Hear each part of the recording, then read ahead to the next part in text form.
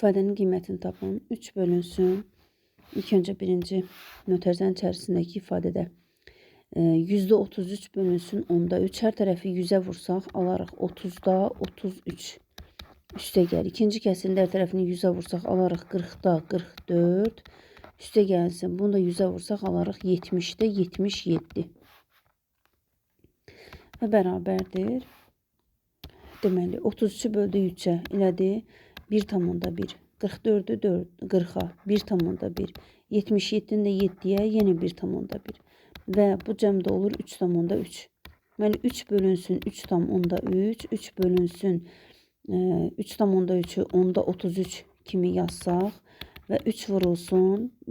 Kəsiri bölərkən birinci olduğu kimi qalır. İkinci kəsiri tərs çevirib yazırıq, vururuq. 33'də 10 eləyir. Və burada da ixtisarlarımızı aparsaq qalarıq 11'də 10.